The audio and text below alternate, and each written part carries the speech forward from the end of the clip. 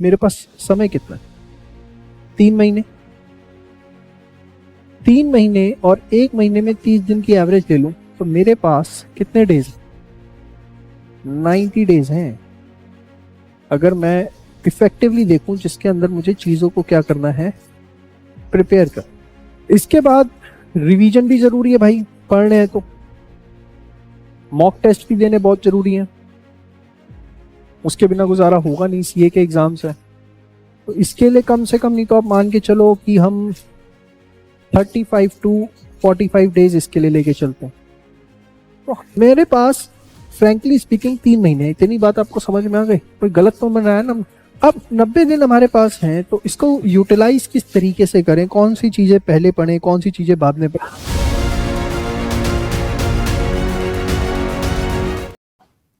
होता क्या है कि आपके पास ना किसी बच्चे की कमांड होती है प्रैक्टिकल सब्जेक्ट के अंदर, किसी की कमांड होती है थियरी सब्जेक्ट के अंदर,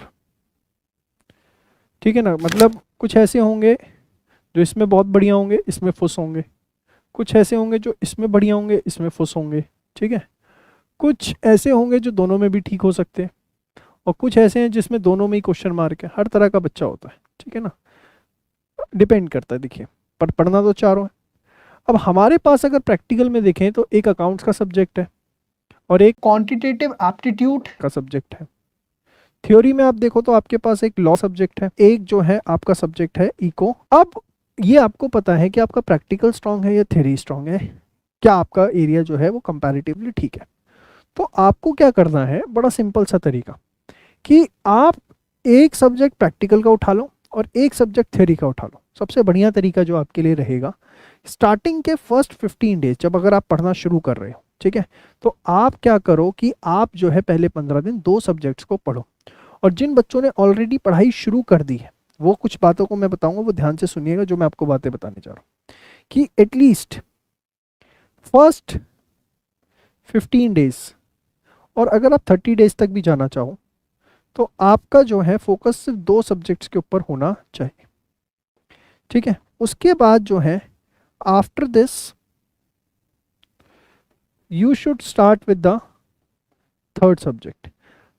ये बेटर रहे, सबसे बढ़िया अप्रोच जो है। देखिए तरीके सब हो सकते हैं, कोई बच्चा डे 1 से भी चारों उठाए, गलत नहीं है, लेकिन एक जो शांति वाला तरीका है जिससे सुकून से सारी चीज़ें निपट जाए, पहले 15 से 30 दिन में दो सब्जेक्ट करें, कुछ सिलेबस हो जाए, जब आपको शांति मिल जाए इनमें, आप सेटलमेंट हो गई आपकी कि हाँ आप समझ में आने लग गए हैं, क्योंकि कई बार नया सब्जेक्ट होता है, समझ में आने में थोड़ी दिक्कत होती है।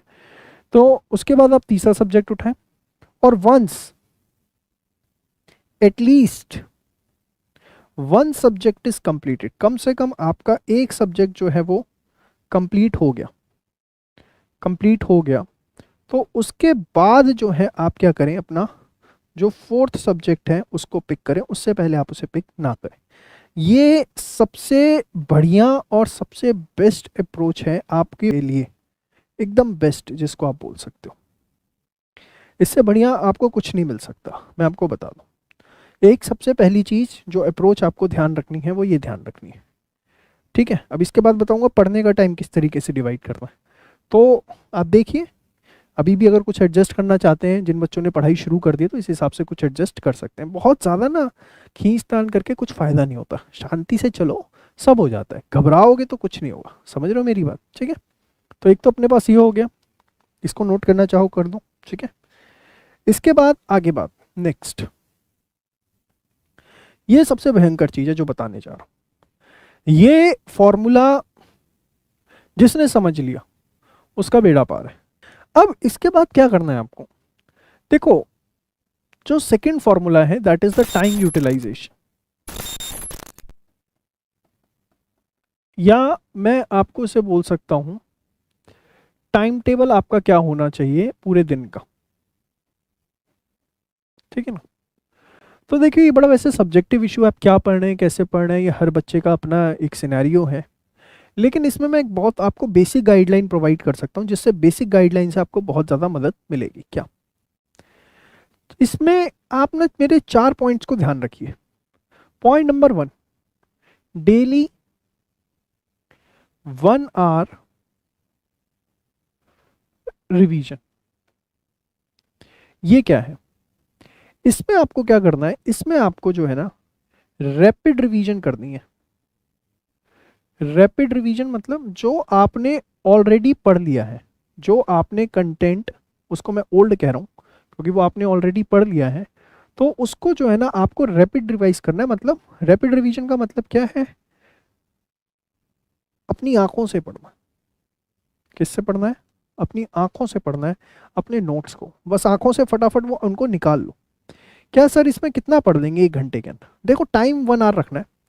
इसमें ना कुछ ऐसा नहीं है कि आपको इतना करना ही करना है। अब इसमें आपका होना क्या चाहिए कि भाई हो सकता है आप इसके अंदर एक चैप्टर कर लो, ठीक है, एक दिन आपने चैप्टर के कॉन्सेप्ट्स कर लिए 1 घंटे में रिवाइज, अगले दिन उसके आपने क्वेश्चंस रिवाइज कर लिए, ठीक है। तो आप ये कह सकते हो कि सर इससे होगा क्या, सिर्फ एक एक चैप्टर करने से रिवाइज? बहुत कुछ होगा। देखो आपने रामायण के अंदर सुना होगा कि एक जब भगवान राम जो है पुल बना रहे थे लंका जाने के लिए, तो एक चिड़िया अपने चोंच में पानी भर भर के, समुंदर का पानी अपने चोंच में एक एक बूंद पानी भर के वो बाहर फेंक रही थी, ठीक है। तो वो ये जो आपकी डेली 1 आवर रिवीजन है ना, कुछ उस तरीके से है। आपका क्या होगा कि जब आप डेली 1 आवर रिवीजन करेंगे तो आपके साथ जो प्रॉब्लम आती है ना कि एंड में क्या रिवाइज करें और क्या इग्नोर करें, किस तरीके से पढ़ें, वो प्रॉब्लम आपकी साथ साथ सॉल्व होगी। जब आप डेली कुछ कुछ कुछ कुछ रिवाइज कर रहे हैं तो जो पुराना कंटेंट है ना वो आप भूलेंगे नहीं, और जब आप उसे भूलेंगे नहीं, जब आप उसको रेगुलरली टच में रहेंगे, सिर्फ डेली 1 आवर रिवीजन करने से होगा क्या कि आप देखेंगे कि 50% कंटेंट आपका साथ साथ रिवाइज होता जा रहा है। और बहुत स्ट्रेसफुल उसमें नहीं करना, इसको आप जब मर्जी करो। आप सोने से पहले करना चाहते हो या खाना खाने के बाद जनरली नींद आती है उस समय करना चाहते हो, तो जिस समय आपकी जो लो एनर्जी होती है ना उस समय जो है इसको आपको करना है। जिस दिन आपकी एनर्जी जो है वो लो होती है, जिस टाइम पर आपकी लो एनर्जी होती है उस समय इसको जो है आप देखिए, क्योंकि आपने चीज़ें करी हुई हैं, सिर्फ आपको देखनी है, तो आपको इसमें ज़्यादा जो है समय नहीं लगने वाला है। तो डेली 1 आवर रिवीजन हो गया। अब आगे डेली 1 आवर टेस्ट, ये 2 घंटे आपके सेट हो जाने चाहिए कि डेली भाई आप कुछ ना कुछ रिवाइज कर रहे हो। मैं पूरे 4 पॉइंट्स बताने वाला हूँ। This is the first point जो मैंने अभी आपको बताया कि आपके टाइम टेबल में क्या होना चाहिए, डेली रैपिड रिवीजन होनी चाहिए। फिर उसके बाद सेकंड चीज़ है डेली 1 आवर का टेस्ट। देखो बच्चे क्या करते हैं, सबसे बड़ी प्रॉब्लम अपने लिए क्रिएट कर लेते हैं कि वो टेस्ट नहीं देते। टेस्ट नहीं दोगे तो किस्मत के भरोसे तो पास हो सकते हो, अपनी मेहनत के भरोसे पास नहीं हो सकते। ये 1 आवर टेस्ट क्या करता है, अगर आप जिस बच्चे ने इसकी आदत डाल ली ना कि मुझे डेली 1 घंटे टेस्ट के लिए अलग रखने, और हमारे कोई भी टेस्ट होता है वो 1 घंटे से ऊपर का टेस्ट नहीं है, 40 मिनट 45 मिनट आधी घंटे के भी टेस्ट है। तो टेस्ट की आदत आपको डालनी है। 1 आवर टेस्ट देने से क्या होगा कि आपकी मेहनत जो है ना वो आपकी किस्मत से ऊपर हो जाएगी। हो सकता है आपकी किस्मत में ना लिखा हो फाउंडेशन करना, लेकिन अगर आपने ये कर लिया तो आप देखेंगे मेहनत के दम पे आप किस्मत को ओवरलैप कर जाएंगे। तो मेहनत पे भरोसा करते हो तो इसको 1 आवर टेस्ट को अपने टाइम टेबल में डाल लो। 2 घंटे अपने दिन के सेट होने चाहिए, 1 आवर रिवीजन करनी है और डेली कम से कम 1 घंटे का एक टेस्ट देना है। देख लो पर डे 1 टेस्ट, जिसने पर डे 1 टेस्ट ये फॉर्मूला बना लिया वो सीए बन गया समझो, कोई उसे रोक नहीं सकता। सीधी सी बात है, इतना सा फॉर्मूला है।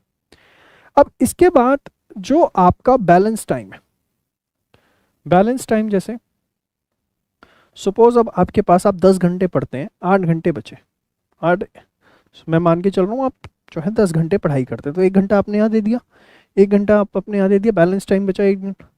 इसका जो है आपको इसका 50% टाइम आपको फ्रेश कंटेंट करना है। फ्रेश कंटेंट मतलब उसमें आप क्या करें, आप जो है वीडियोस देखिए, नोट्स बनाइए, कॉन्सेप्ट मतलब कुछ भी नया जो आप चैप्टर करना चाहते हैं वो आप करिए। फ्रेश कंटेंट, वीडियोस देख के नोट्स बनाना, सब कुछ 50% टाइम, पूरा टाइम नहीं, 8 घंटे का टाइम है, 50% में आप फ्रेश कंटेंट करिए। और बैलेंस ऑफ 50% जो आपके पास है दैट इज कितना बचा, अगर यहाँ पर आपने 4 आवर्स दे दिए, ठीक है, तो यहाँ पे 4 आवर्स बचे, इस 4 आवर्स में आपकी होनी चाहिए सेल्फ प्रैक्टिस। देखिए होता क्या, पूरे दिन वीडियो लेक्चर देख के ना कोई झंडे गाड़ नहीं लेगा। सेल्फ प्रैक्टिस का मतलब perfect practice book, perfect practice book, ये सबसे इंपॉर्टेंट चीज़ है। ये पूरा टाइम टेबल जो मैं आपको बता रहा हूँ ये बहुत ज़बरदस्त है, इसको समझ लो, बहुत फ़ायदेमंद साबित होने वाला है। तो डेली 1 आवर देना है रिवीजन को, डेली 1 आवर देना है टेस्ट को। जो भी टाइम है उसका 50% में अपन लोग वीडियोस देखें, नोट्स बनाएं, नई चीज़ों को समझें। अगर आप ऑफलाइन कोचिंग भी ले रहे हैं तो सिर्फ 4 घंटे से ऊपर की नहीं होनी चाहिए, फिर वो कट रहा है आपका। और बाकी 4 घंटे जो सेल्फ प्रैक्टिस है, खुद अपने हाथ से क्वेश्चंस निकालना, खुद चीज़ों को देखना, एक बार जो हम सेल्फ प्रैक्टिस करते हैं परफेक्ट प्रैक्टिस बुक से, वो आपका होना चाहिए।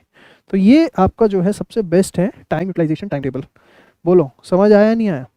एक आपको मैंने ये बात बताई थी कि पढ़ाई शुरू कैसे करनी है, सेकंड मैंने आपको बताया कि टाइम यूटिलाइजेशन टाइम टेबल कैसे होना चाहिए। 4 पॉइंट्स उसके अंदर मैंने आपको बताया। बस और बस आपको इतना करना है कि आंख बंद करिए और अब सीए फाउंडेशन 9.0 का जो कोर्स है वो आपका पूरा अपडेट हो चुका है। जून 2024 के हिसाब से उसे परचेज करिए। नई बुक्स आ चुकी हैं, उन बुक्स को आप ले करके अपनी पढ़ाई शुरू करिए और जैसे जैसे टास्क मीटर में बताया जाता है वैसे वैसे अपनी पढ़ाई करिए। इससे ज़्यादा और कुछ भी करने की ज़रूरत नहीं है। हम सदैव आपके साथ थे, सदैव आपके साथ है और सदैव आपके साथ रहेंगे। विश्वास रखिए, भरोसा रखिए। चार्टेड अकाउंटेंट अगर आपने सोचा है कि आप बनना चाहते हैं तो हमने भी ठाना है कि हम आपको बनाकर छोड़ेंगे। आज के लिए इतने ही, मिलते हैं नेक्स्ट वीडियो में। तब तक के लिए बाय बाय, टेक केयर, जय श्री श्याम।